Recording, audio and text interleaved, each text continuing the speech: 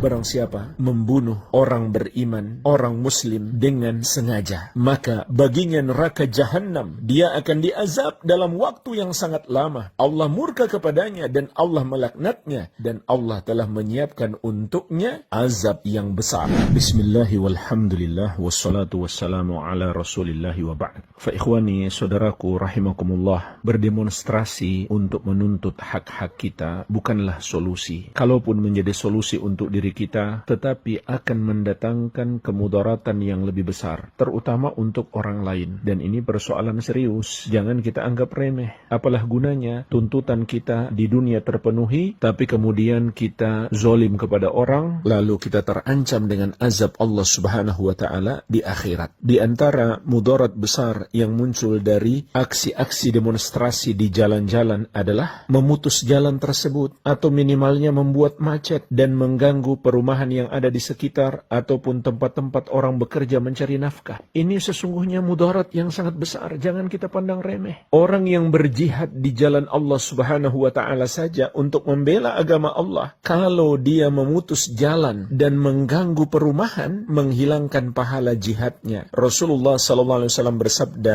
"Man dayyaqa manzilan aw qata'a tariqan fala jihadalahu." Barang siapa menyempitkan satu perumahan atau memutus jalan, membuat orang tidak bisa lewat atau kesulitan untuk melewati jalan itu, maka tidak ada pahala jihad baginya. Terlebih lagi saudaraku rahimakumullah, apabila hilang nikmat aman yang Allah berikan kepada kita, terjadi kekisruhan, kerusuhan, terjadi perselisihan antara sesama pendemo ataupun pendemo dengan aparat, kemudian ada yang tersakiti, bahkan bisa jadi sampai menghilangkan nyawa. Dan ini sesuatu yang sangat mungkin terjadi dan sudah pernah terjadi. Awalnya mungkin aksi damai, tapi kemudian tersusupi oleh provokator sehingga terjadi pertumpahan darah. Maka Allah subhanahu wa ta'ala mengingatkan kita, "Wa may yaqtul mu'mina muta'ammidan fajaza'uhu jahannamu khalidan fiha wa ghadiballahu alaihi wa la'anah wa a'adda lahu 'adzaban 'azima." Barang siapa membunuh orang beriman, orang muslim dengan sengaja, maka baginya neraka jahanam. Dia akan diazab dalam waktu yang sangat lama. Allah murka kepadanya dan Allah melaknatnya, dan Allah telah menyiapkan untuknya azab yang besar. Andai hilang satu nyawa, itu sudah dosa yang sangat besar, dan dikhawatirkan semua yang terlibat dalam demonstrasi tersebut kelak dituntut oleh Allah subhanahu wa ta'ala sebagai pembunuh.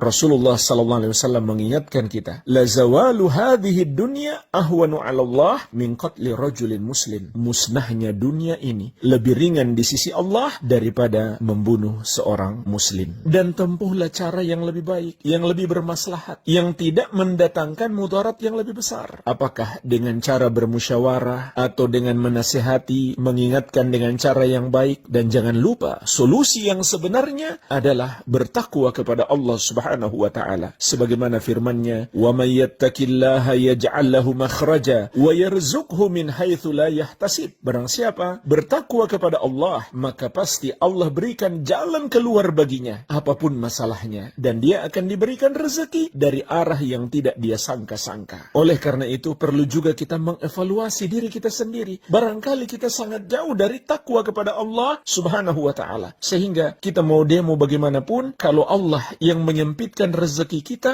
maka tidak ada satupun yang sanggup untuk meluaskannya. Sebaliknya, apabila Allah subhanahu wa ta'ala hendak meluaskan rezeki kita, meskipun manusia seluruhnya berusaha untuk menyempitkannya, mereka tidak akan sanggup melakukannya. Inilah jamaah sekalian, solusi terbaik kembali kepada Allah subhanahu wa ta'ala, bertakwa kepadanya. Dan juga Nabi SAW memberikan bimbingan khusus. Kalau kita ingin menasihati pemerintah, tidak boleh ditampakkan secara terang-terangan. Sebagaimana sabda beliau, "Man arada an yansaha lidhi sultan, fala yubdihi alaniyatan, walakin liyakhudh biyadihi, falyakhlu bihi, wa in qabila minhu fadhak, wa illa qad adda alladhi alaih." Barang siapa yang ingin menasihati penguasa, janganlah dia tampakkan terang-terangan, akan tetapi dia pegang tangannya, kemudian menyepi, lalu sampaikan. Kalau diterima, itulah yang diharapkan. Kalau tidak, dia sudah melakukan tugasnya. Kalau kita menyelisihi petunjuk Nabi SAW, maka pasti akan muncul mudarat yang lebih besar. Semoga Allah memberikan pertolongan kepada kita semuanya. Wabillahi at-taufiq.